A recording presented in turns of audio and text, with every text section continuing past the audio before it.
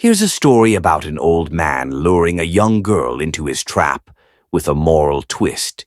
The Old Man's Trap. In a quiet village nestled between the mountains, there lived an old man named Abel. He was known for his grumpy demeanor and reclusive life. Rumors spread through the village that he once had a family, but no one knew what had happened to them.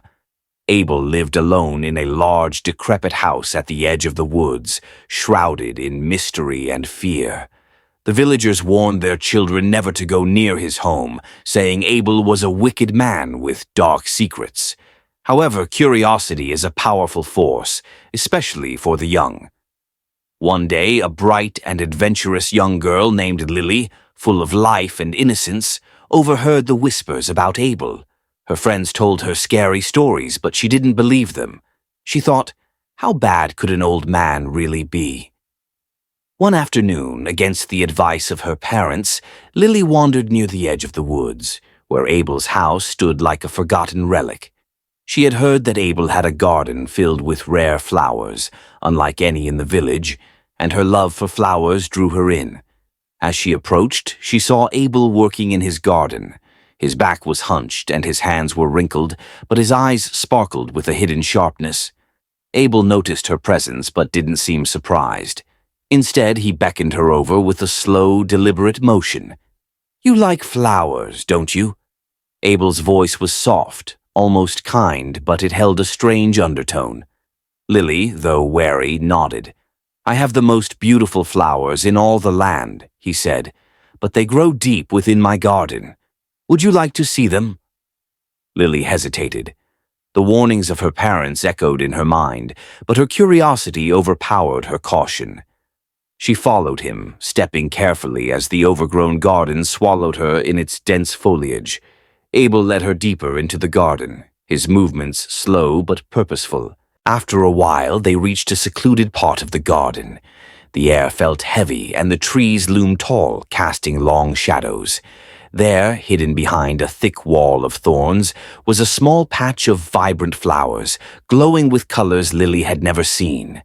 "Go ahead, pick one," Abel urged, his voice low and hypnotic.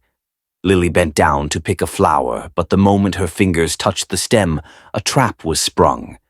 Vines shot up from the ground, wrapping around her legs and pulling her toward the thorny bushes. She screamed, but the vines only tightened their grip. Abel stood back, watching, a twisted smile spreading across his face. "I knew you'd come," he muttered. "They all do. The village talks, the warnings. They make you curious, don't they? And that curiosity is what brings you here." But just as the vines were about to pull Lily into the thorns, she remembered something her grandmother had once told her about the forest. There was magic in the woods, both dark and light, and only the pure of heart could summon it in times of great need. With a deep breath, Lily closed her eyes and whispered softly to the wind, calling upon the good magic of the forest. The air around her began to stir, and the vines loosened. A gust of wind blew through the trees, and the vines unraveled, setting her free. Abel, shocked by this unexpected turn, stumbled back. "What? What have you done?" Lily stood tall, unafraid now. "You can't trap those who come with pure intentions, Abel. The forest knows the difference between good and evil." As she spoke, the dark magic that Abel had used to lure his victims began to fade. The flowers withered and the thorny bushes shrank away. Abel's house, too, began to crumble, revealing its true state, old, decayed, and powerless. Realizing he had been defeated, Abel fell to his knees, overcome with regret.